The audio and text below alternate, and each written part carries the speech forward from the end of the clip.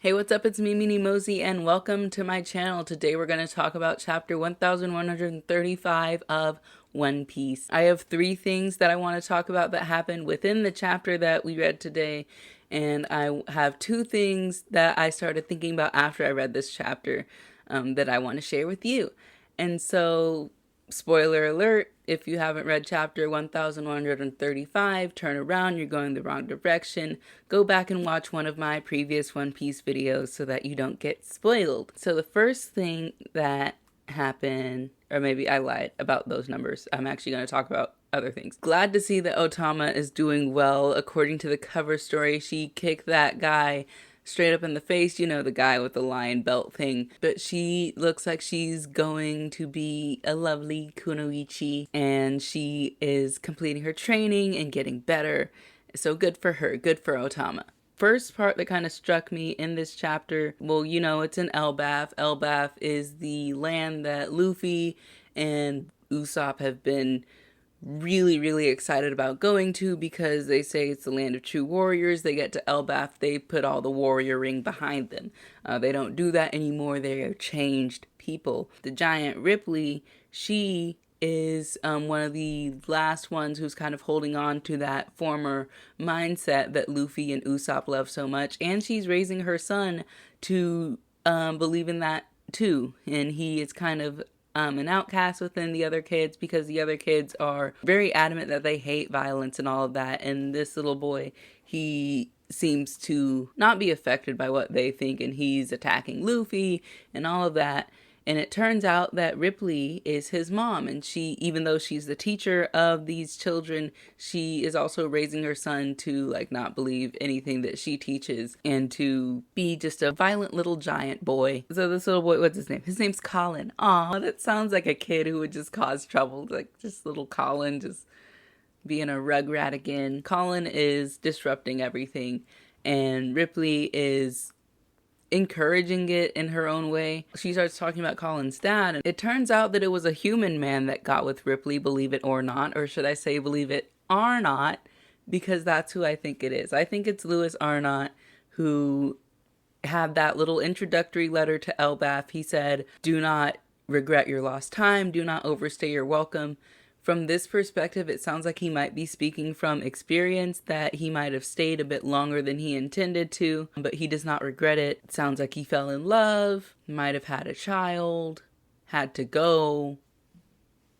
Your classic, basic bad anime dad. What she means by younger man, I don't know if he's like in his 30s or if he's like in his 70s and she's like 300 or something.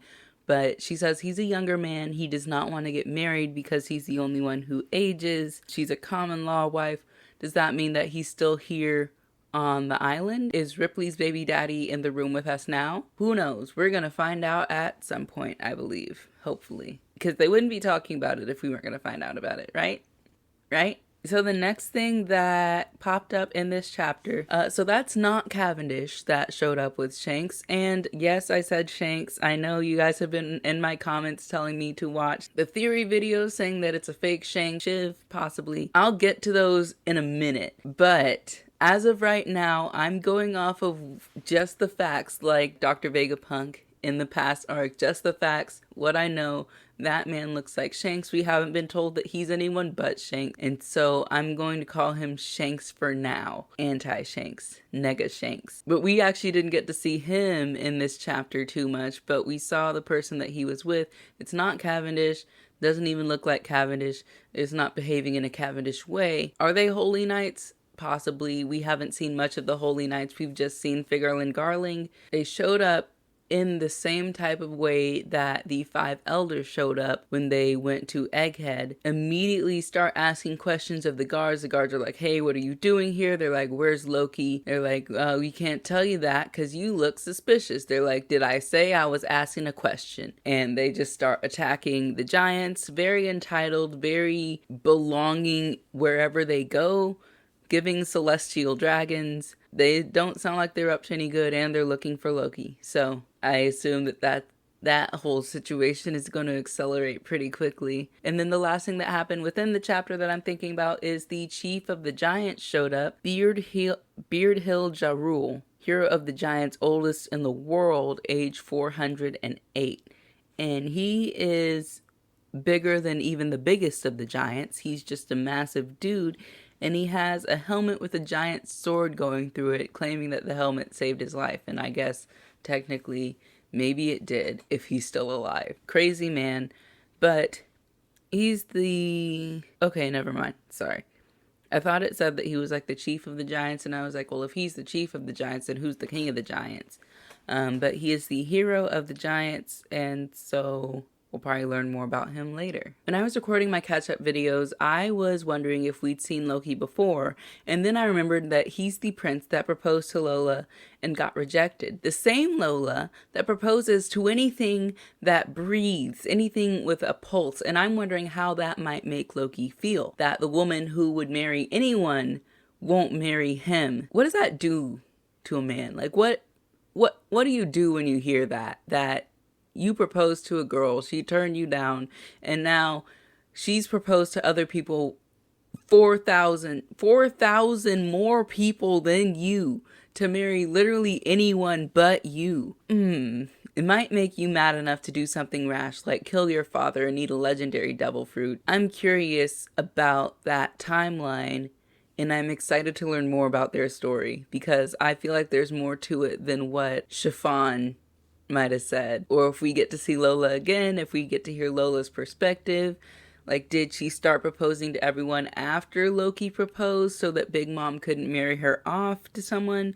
Did Loki get captured immediately after he killed his father, or did he have some free time as a wanted Elbafian criminal before he got chained up? And during that time when he was powerful and murderous, is that when he proposed to Lola? He fell in love with her at first sight, so I'm wondering where they met. Did he go to Whole Cake Island? Because Big Mom sure as heck did not go to Elbaf, and Lola did not become a pirate until Big Mom exiled her, so I'm wondering if she traveled around anyway.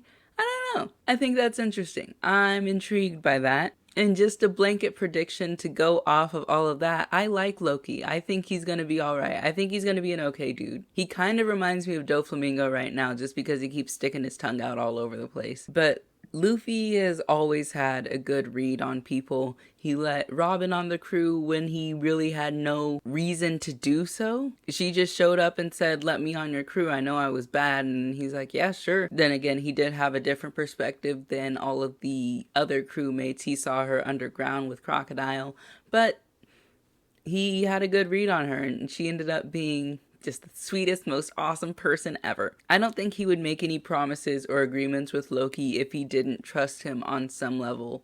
Or we could have your basic trickster Loki, as seen in Norse mythology and the Marvel Cinematic Universe. I like the MCU Loki. I like him a lot. And I think for this Loki right here, as someone who genuinely fell in love with someone at first sight, has to have some kind of inner kindness and childlike wonder to them, no matter how much they try to deny it on the phone. So I'm excited to see more from Loki.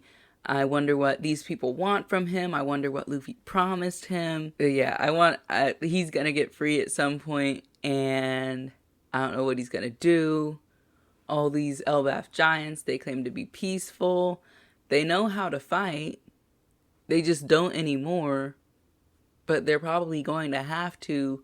How is that going to work? How are the kids going to react to the adults fighting? Are the kids going to be hostages? Just all this different kinds of stuff. And they don't have a king now. They don't have anyone who is over all of them. They all kind of live individually. They're pirates. You have the giant pirates and then the new giant pirates. Is there going to be a clash there? I don't know. It's shaping up real well. All right, well, that's all that I have for you today. If you want to see some of my reactions to the most recent chapters prior to this one, click this video right here and it will take you to my last catch-up video for One Piece. All right, well, catch you in the next one. Bye.